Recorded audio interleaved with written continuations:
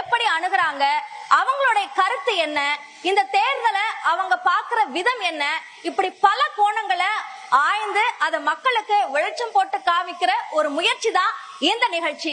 சரி நந்தா, இந்த ஈரோடு மக்கள், ஈரோடு மாணவர்கள், இந்த மாணவர்கள் கிட்ட நாம பேசுறதுக்கு முன்னாடி ஈரோடோட சிறப்பு அப்படின்னு நிறைய விஷயம் இருக்கும்ல, அதெல்லாம் என்னென்ன? ஈரோட்டை பத்தி பேசாம இருந்தா எப்படி? மஞ்சள் எல்லாருக்குமே தெரியும். மஞ்சள் நகரம், தொழில் நகரம், எதுலயுமே ஈரோட்டை குறைச்சு மதிப்பிடவே முடியாது. விவசாயத்திலயும் டாப்பா இருப்பாங்க, தொழிலையும் டாப்பா இருப்பாங்க. நெசவு தொழில் ரொம்ப முக்கியமானது. அதே நேரத்துல அரசியல்லையும் ஈரோடு அப்படின்றது ரொம்ப ரொம்ப முக்கியமானது. இப்போ வைப்பு தொகை டெபாசிட் இழந்துட்டாங்க, எந்த வேட்பாளருக்கும் டெபாசிட் கிடைக்கல அப்படின்லாம் சொல்லுவாங்கல்ல, அந்த டெபாசிட் தொகையை தேர்தல் சீர்திருத்தத்தை கொண்டு வந்தது இந்த ஈரோடு தான். 1996 தேர்தல்ல 1033 பேரு மனு தாக்கல் பண்ணாங்க. அந்த மனு தாக்கல் இந்திய தேர்தல் ஆணையத்துக்கு ஒரு பெரிய சவாலா இருந்துச்சு. அப்பெல்லாம் வாக்குச்சீட்டு முறை தான், எல்லாருமே நம்ம வாக்குச்சீட்டுல தான் போடுவோம். ஒரு புக்லெட்டே தயார் பண்ணாங்கன்னு வச்சுக்கோங்களேன், அத்தனை வாக்காளர்களுக்கு. அதுக்கப்புறம் தான் அந்த தேர்தலை ஒத்தி வச்சு மறுபடியும் தேர்தல் நடத்தினாங்க. அதுக்கப்புறம் சீர்திருத்தம் கொண்டு வந்து இந்த டெபாசிட் தொகையை உயர்த்துறதுக்கு காரணமே இந்த ஈரோடு தான். ஏகப்பட்ட விஷயங்கள் இருக்கு ஈரோட்ல. அதே நேரத்துல மாணவர்கள்லாம் வாக்களிக்கிறதுக்கு தயாராயிட்டாங்க. கடந்த தேர்தல் வரலாறுலாம் என்ன சொல்லுது, எந்த அளவுக்கு வாக்குப்பதிவு நடந்திருக்கு, எத்தனை பேர் வாக்குப்பதிவு பண்றதுக்கு தயாரா இருக்கிறாங்க? ஈரோடு ஒட்டுமொத்த எலெக்ஷன்ல எப்படி ஒரு வைபை கிரியேட் பண்ணிருக்கு அப்படின்னு சொன்னீங்க. புள்ளி விவரம் அப்படின்னு இருக்கு, விஜயகாந்த் அளவுக்கு இல்லனாலும் கொஞ்சமாவது புள்ளி விவரத்தை சொல்லணும்ல. ஒட்டுமொத்தமா ஈரோடு மாவட்டத்துல 8 கான்ஸ்டிட்யூன்சிஸ் இருக்கு. அந்த 8 கான்ஸ்டிட்யூன்சிஸ்லயும் 17,40,000 வாக்காளர்கள் இருக்காங்க. அதுல ஆண் வாக்காளர்கள் 8,38,000 பேர், பெண் வாக்காளர்கள் 9 லட்சம் பேர். சோ இந்தியா முழுக்க, அதே மாதிரி தமிழ்நாட்டிலேயே எந்த அளவுக்கு பெண் வாக்காளர்கள் தான் அதிகமா இருக்காங்களோ அதே மாதிரிதான் ஈரோடு மாவட்டத்திலயும் இருக்காங்க.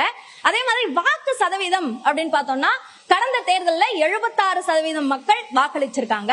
அது 100% ஆக்குற முயற்சியில ஒரு அம்சம் தான் நம்மளோட இந்த 18+ நிகழ்ச்சி. நம்ம ஈரோட்டை பத்தி பேசிக்கிட்டு இருந்தோம். என்னதான் நாம ஈரோட்டை பத்தி பெருமையா பேசினாலும் அந்த ஊர் மக்கள் பேசுறது இருக்குல்ல, அது ஒரு தனி சிறப்பு இருக்கும். யாராச்சும் ஈரோட்டை பத்தி சொல்லுங்க பாப்போம். அனைவருக்கும் வணக்கம். என் ஊரை பத்தி பேசுறது எனக்கு ரொம்ப பெருமையா இருக்கு. முதல்ல ஃபர்ஸ்ட் ஈரோடுன்ற பேரை பத்தி நான் பேசணும்னு நினைக்கிறேன். ஃபர்ஸ்ட் ஈரோடை, அதாவது இரு ஓடைகள் ஓடக்கூடிய இடம் தான் இந்த ஈரோடு. அதாவது ஒண்ணு பவானி ஆறு, இன்னொன்னு காவேரி ஆறு. சோ இந்த 2 ஆறும் ஓடுறதுனால இந்த இடத்த ஈரோடைன்னு சொன்னோம். சோ அது காலப்போக்குல ஈரோடு அப்படின்னு சொல்லி பேசுறோம். சோ எங்க ஊரை பத்தி சொல்லணும்னா one of the most important commercial சிட்டின்னு சொல்லலாம். மற்றும் ஈரோடுன்னு சொன்னாலே மஞ்சள் தான் ஞாபகம் வரும். அதனாலே இதை மஞ்சள் மாநகரம்னு சொல்லுவோம் நம்ம. சோ இங்க விளையக்கூடிய மஞ்சளுக்கு நமக்கு ரொம்ப அதிகமான ஒரு டிமாண்ட் இருக்கு. எக்ஸ்போர்ட் டிமாண்ட் இங்க விளையிற மஞ்சளுக்கு ரொம்ப அதிகம். அது மட்டும் இல்லாம இங்க பவர் லூம்ஸ் அண்ட் ஹேண்ட்லூம்ஸ் ரொம்ப ரொம்ப இம்பார்ட்டன்ட். டெக்ஸ்டைல் இண்டஸ்ட்ரீஸ்ல ஒரு முக்கிய புள்ளியா அமையது எங்க ஈரோடு மாநகரம் தான். அண்ட் அது மட்டும் இல்லாம இந்த காவேரி ஆறு இருக்கனால இங்க விவசாயம் விளைச்சல் ரொம்ப நல்லாவே இருக்கு. அதனால விவசாயிகள் நல்ல விளைச்சலை பாக்குறாங்க. சோ காவேரி ஆறு ரொம்ப ஒரு பேக் போனாவே அமையுது இங்க அக்ரிகல்ச்சருக்கு. அண்ட் அது மட்டும் இல்லாம நீங்க சொன்ன மாதிரி 76% வாக்காளர்கள் ஓட்டு தான் வந்திருக்கு. சோ இந்த வருஷம் அது கண்டிப்பா அதிகரிக்கும் அப்படிங்கிற நம்பிக்கை எங்களுக்கு இருக்கு. ஏன்னா அதற்கான விழிப்புணர்வு நியூஸ் 18 நல்லபடியா பண்றீங்க. ரொம்ப நன்றி. காதம்பரி. சூப்பர். ஒரு கைத்தட்டல் கொடுத்துடலாமா? சூப்பர். சரி, இப்போ ஈரோட்டோட ஊர் பெருமையை பத்தி பேசியாச்சு. அடுத்து நம்ம தேர்தல் பெருமையை பத்தி பேசணும்ல, அதுக்கான நிகழ்ச்சி தானே இது. சரி, எவ்வளவு பேருக்கு ஓட்டு இருக்கு? வாவ், எல்லாருமே 18+ தான்ல, எல்லாருமே ஓட்டர். ஃபர்ஸ்ட் டைம் ஓட்டர்ஸ் எத்தனை பேர்? ஆல்ரெடி ஓட் பண்ணிருக்கவங்க எத்தனை பேர்? ஓ வாவ், சீனியர்ஸ் இருக்காங்க. சோ மத்த எல்லாருமே ஃபர்ஸ்ட் டைம் ஓட்டர்ஸ். இந்த ஓட்டர் ஐடி கையில வர விஷயம் இருக்குல்ல, அது ரொம்ப ரொம்ப ஸ்பெஷலானது. நம்ம செகண்டரி ஸ்கூல்ல இருந்து ஹையர் செகண்டரி ஸ்கூல் போறப்போ ஒரு ஃபீல் வரும், அங்கிருந்து காலேஜ் ஜாயின் பண்றப்போ ஒரு ஃபீல் வரும். அந்த மாதிரி ஓட்டர் ஐடி கையில கிடைக்கிறது ஒரு தனி ஃபீல். நம்ம மெச்சூர் ஆயிட்டோம்டா, நம்ம பெரிய மனசு ஆயிட்டோம்டா அப்படின்ற ஒரு ஃபீலை கொடுக்கும். அந்த மாதிரி ஃபர்ஸ்ட் டைம் ஓட்டர் ஐடி கையில வாங்குறப்ப எப்படி இருந்துச்சு யாராச்சும்? சார், மெச்சூரிட்டியா ஃபீல் ஆச்சு சார். நம்ம பெரிய பையன் ஆயிட்டோம், இதுக்கு மேல நம்மள யாரும் எதுவும் சொல்ல முடியாது அப்படிங்கிற ஒரு பெரிய பையனா இருக்கு. ஆமா, ஓட்டர் ஐடி இருக்கு. இப்ப நான் நானே எல்லா வேலையும் நான் முடிவு பண்ணிக்கலாம், நீங்க எதுவும் கேட்க தேவையில்ல, நாட்டையே யார் ஆளலாம்னு முடிவு பண்ணக்கூடிய இடத்துல இருக்கேன் அப்படின்னு சொல்லிட்டு ஒரு ஹாப்பியா ஃபீல், ஒரு தனி சுதந்திரம் அது இல்லையா? முக்கியமா பெண்களுக்கு அது ஒரு ஸ்பெஷல், ரொம்ப ரொம்ப ஸ்பெஷலான ஒரு விஷயம் ஓட்டர் ஐடி கையில கிடைக்கிறது அப்படின்றது. சோ நீங்க உங்க சைடுல இருந்து யாராவது ஓட்டர் ஐடி ஃபர்ஸ்ட் டைம் கையில வாங்குறாங்க, அத ஒரு எக்ஸாம்பிள் சொல்லட்டுமா? ரெட்டை ஜடையில இருந்து ஒத்த ஜடைக்கு மாறும்போது ஒரு ஃபீல் வரும்ல, அந்த மாதிரி ஃபீல் யாருக்காவது வந்ததா? ஃபர்ஸ்ட் டைம் நான் அந்த ஓட்டர் ஐடி வாங்கும் போது ரொம்ப எக்ஸைட்மெண்ட்டாக இருந்துச்சு. நான் வந்து மேஜர் ஆயிட்டேன் அப்படின்ட்டு. ஆக்சுவலாக எனக்கு ஸ்கூல் படிக்கிற டைம்லேருந்து எப்போ நம்ம அந்த ஓட்டர் ஐடி வாங்க போகிறோம் அப்படின்ட்டு நிறைய பேர் ஸ்டேட்டஸ்லலாம் போடுவாங்க, ஃபர்ஸ்ட் டைம் ஓட் பண்ணிட்டேன் அப்படின்னலாம் அந்த ஃபிங்கர் இது பண்ணி போடுவாங்க. நானும் அதை பார்க்கும்போது நான் எப்போ அந்த மாதிரி ஓட் பண்ண போகிறேன், நான் எப்போ டெசிஷன் எடுக்க போகிறேன் அப்படின்ட்டு ரொம்ப எக்ஸைட்மெண்ட்டாக இருந்துச்சு. இந்த இயர் தான் ஓட்டர் ஐடி வாங்கினேன். அது கையில் வாங்கும்போது அவ்வளோ எக்ஸைட்மெண்ட்டாக இருந்துச்சு. நானும் வந்து டெசிஷன் எடுக்க போறேன், நான் வந்து ரூலிங் பார்ட்டி வந்து டிசைட் பண்ண போறேன் அப்படின்ட்டு ரொம்ப எக்ஸைட்மெண்ட்டா இருந்துச்சு. ஹாப்பியா ஃபீல் பண்றேன். தேர்தல் நெருங்கிடுச்சு, தேர்தல் சம்பந்தமான செய்திகள்லாம் நீங்க பாத்துக்கிட்டே இருப்பீங்க.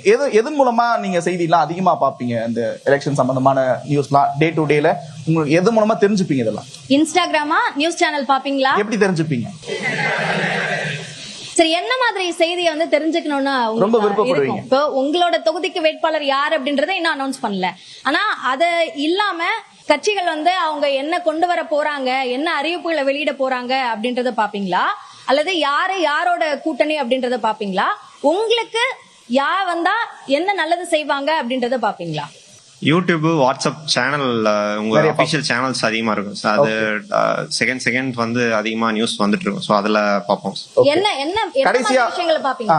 இல்ல, அரசியல் களத்தை பத்தி என்ன இருக்கு அப்படின்னு சொல்லி பார்ப்போம். அதுக்கப்புறம் இன்னும் யாரும் நாம் தமிழரை தவிர்த்து வேற யாரும் இன்னும் வேட்பாளர்கள் அறிவிக்கல. அதனால இன்னும் வேட்பாளர்கள் யார் அறிவிப்பாங்க அப்படின்னு சொல்லி பார்க்கலாம். இப்ப எல்லாம் விண்ணப்பங்கள் மட்டும் அளிச்சிருக்காங்க அவங்க கட்சி சார்பில். எப்ப இது தேர்தல் ஆணையத்தில் எப்ப பெறுதோ அப்ப அது மாதிரி பார்ப்போம். இந்த சைட் என்ன மாதிரி நியூஸ் வந்து பார்த்து தெரிஞ்சுப்பீங்க?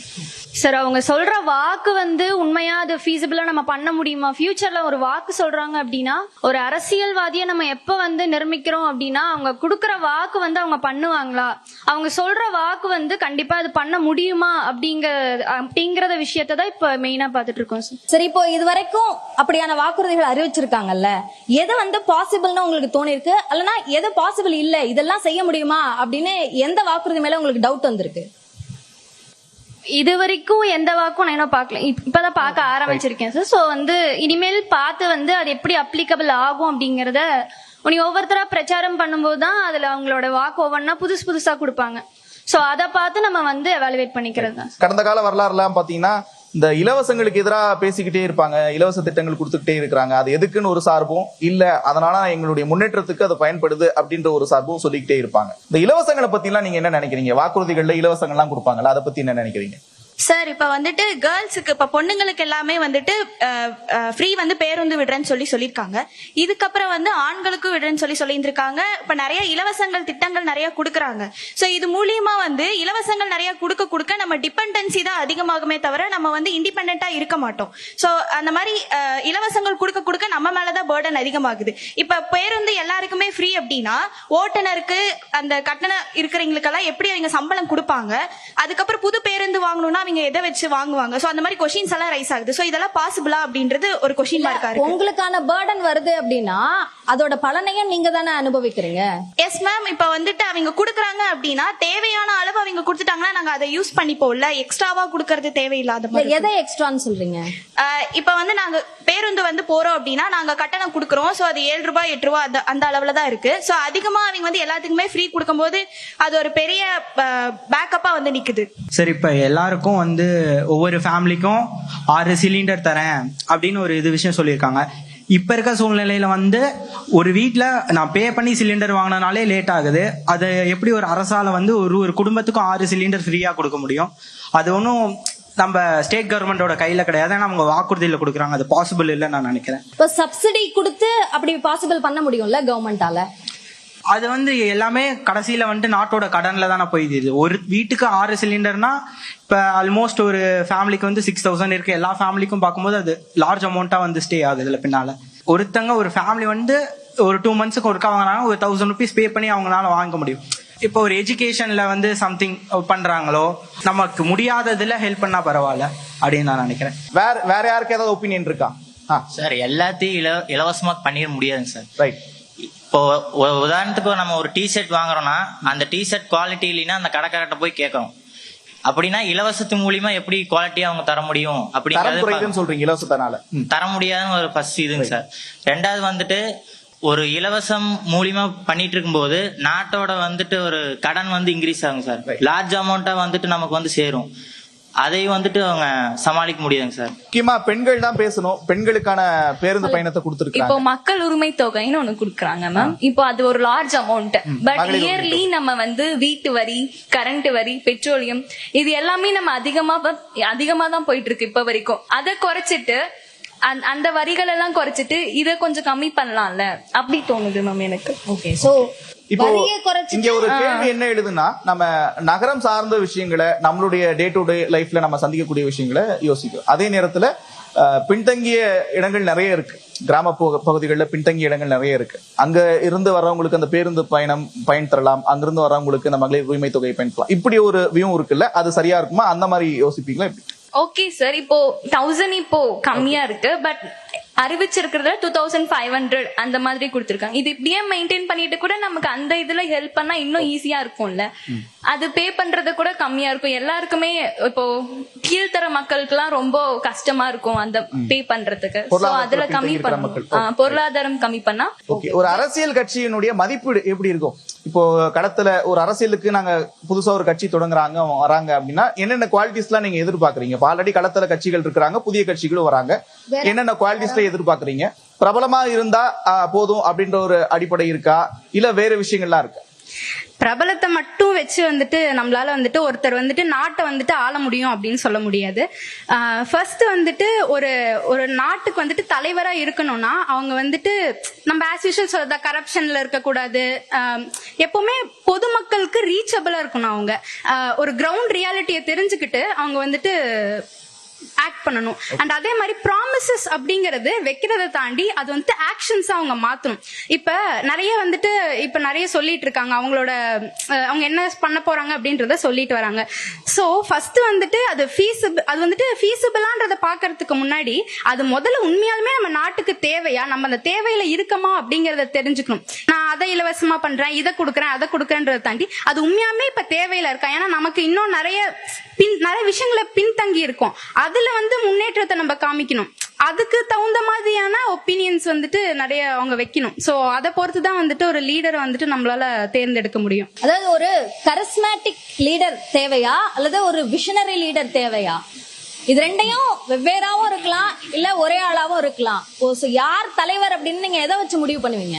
நம்ம தமிழ்நாட்டுல ஏழ்மை மக்கள், நடுத்தர மக்கள்னு சொல்லிட்டு நிறைய பேர் இருக்கிறாங்க.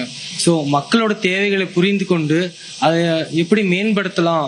இப்போ ஏழ்மை மக்களுக்கு ஒரு தேவைகள் இருக்கும், அது என்னன்னு சொல்லிட்டு ஒரு கிரவுண்ட்ல இருந்து தெரிஞ்சவங்களால அதை செய்ய முடியும். வாக்குறுதிகளை கொடுக்குறாங்க.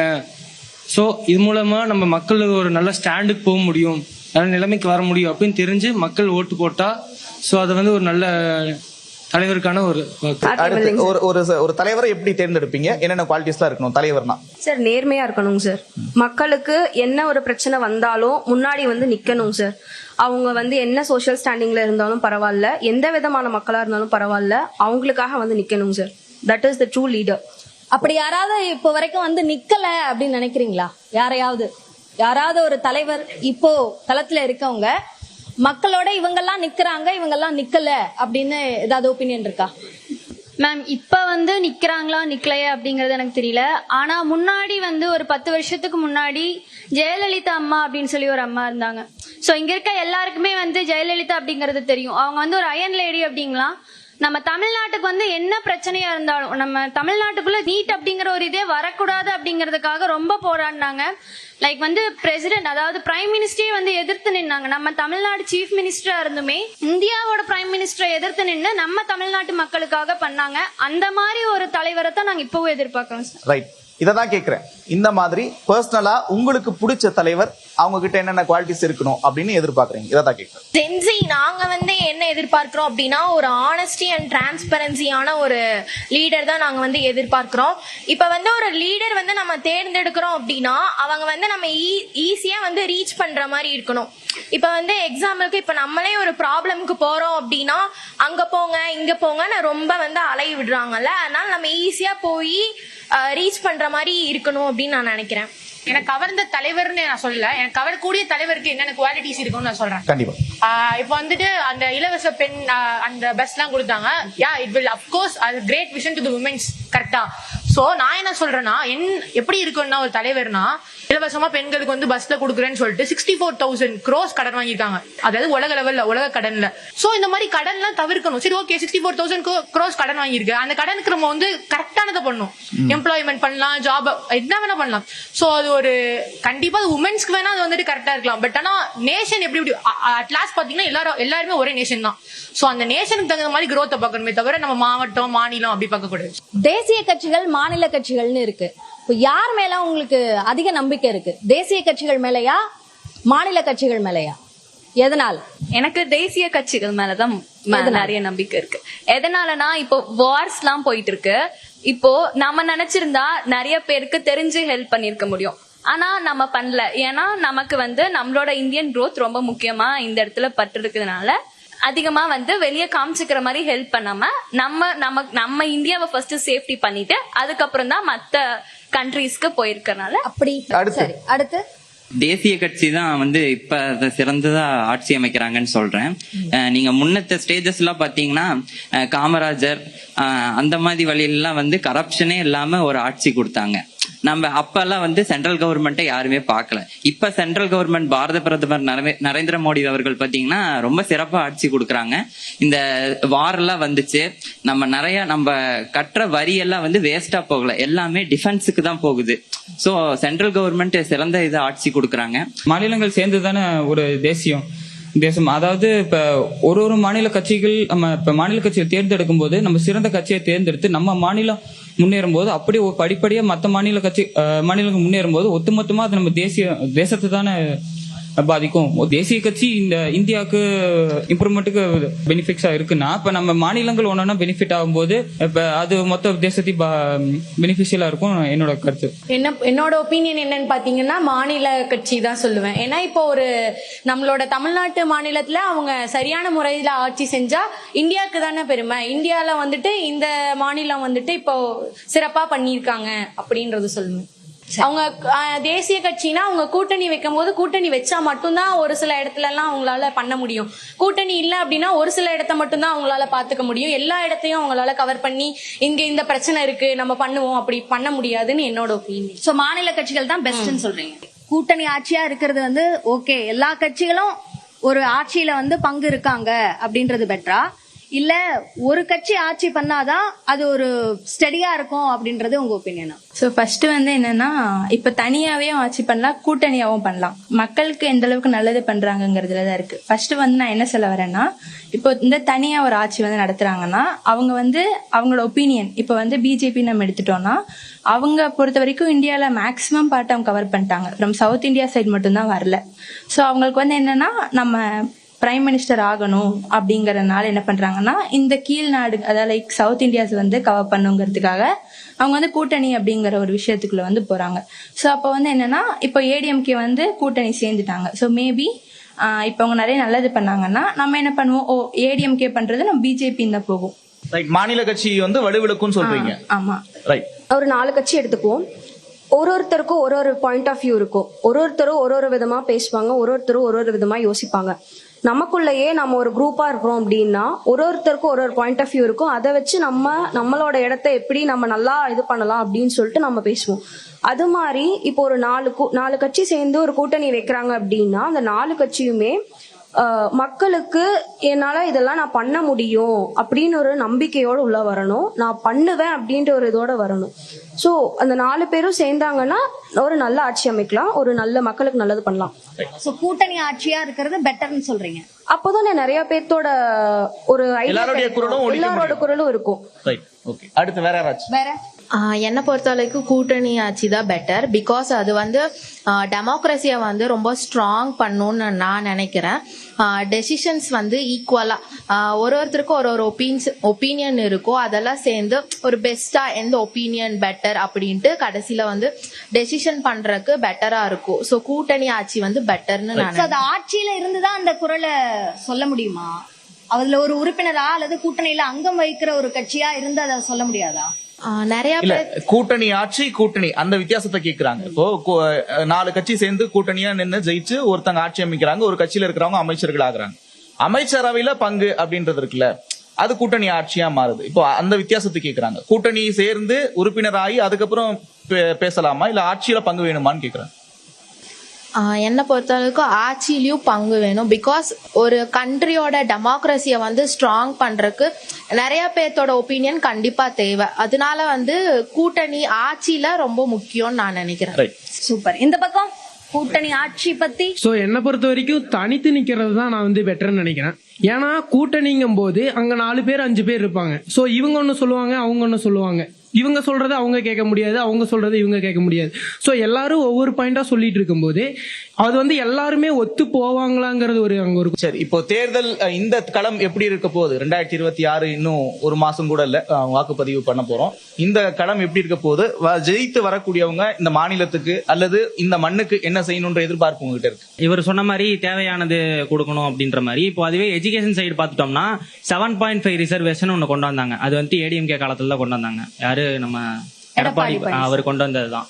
சோ இதெல்லாமே வந்துட்டு கல்லூரி மாணவர்கள் இல்லைன்னா அரசு பள்ளியில படிக்கிற மாணவர்களுக்கு ரொம்பவே யூஸ்ஃபுல்லான ஒரு விஷயம். ஏன்னா எந்த ஒரு பேக்ரவுண்ட் எதுவுமே இல்லாம எந்த ஒரு ஃபெசிலிட்டியுமே இல்லாம மேல வராங்கன்னா இந்த மாதிரி 4 சலுகைகள் கவர்மெண்ட்ல இருந்து நம்மளுக்கு தரணும்.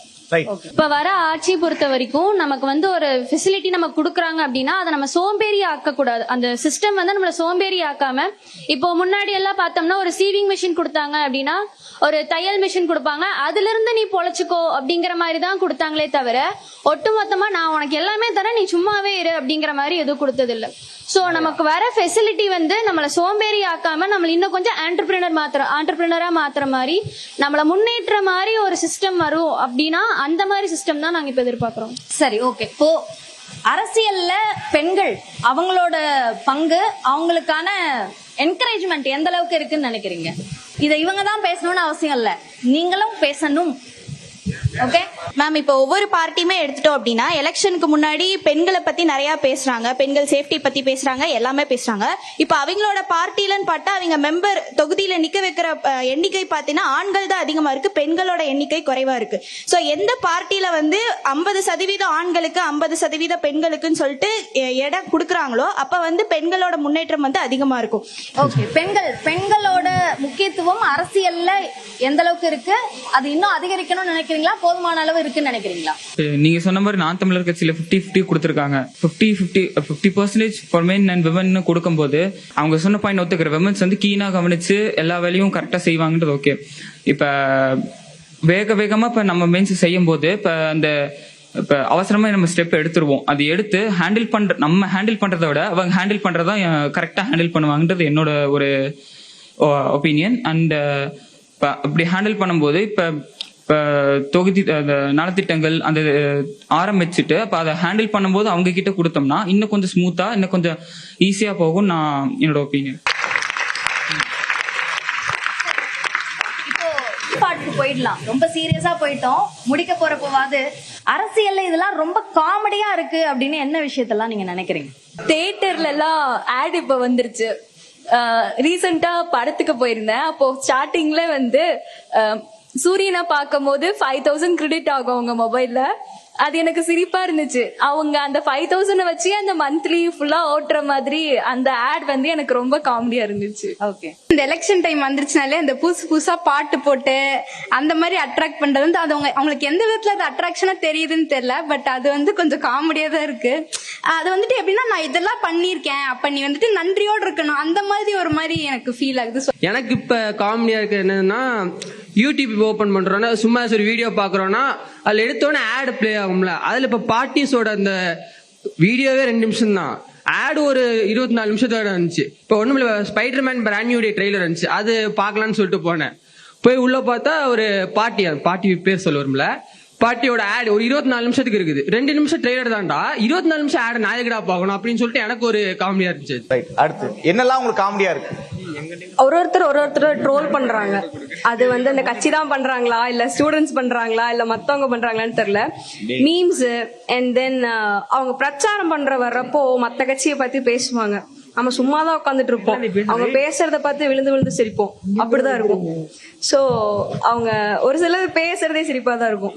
சோ இவ்வளவு நேரம் அரசியல் பத்தி ரொம்ப ஆழமான கருத்துக்களை, கட்சி சார்ந்த கருத்துக்கள், கட்சி செய்யக்கூடிய செயல்பாடுகளை எதிர்த்த கருத்துக்கள் அப்படின்னு பலவிதமான கருத்துக்களை இவ்வளவு நேரம் நீங்க எங்க கூட பகிர்ந்துகிட்டீங்க. எங்களுக்கே நிறைய இன்சைட்ஸ் இது மூலமா கிடைச்சது அப்படின்னு தான் சொல்லலாம், இல்லையா நந்தா? நிச்சயமா நிறைய புரிதல் இருக்கு. உங்க பாக்குறப்ப உங்க வயசுல எங்களுக்கு இந்த புரிதல் இருந்ததா அப்படின்றது எங்களுக்கு நிச்சயமா ஒரு கேள்விதான். கண்டிப்பா நீங்க எல்லாரும் செய்ய வேண்டியது மறக்காம ஓட் பண்ணுங்க. ஓட் தொடர்பான அவேர்னஸ் தொடர்ந்து பண்ணிக்கிட்டே இருங்க.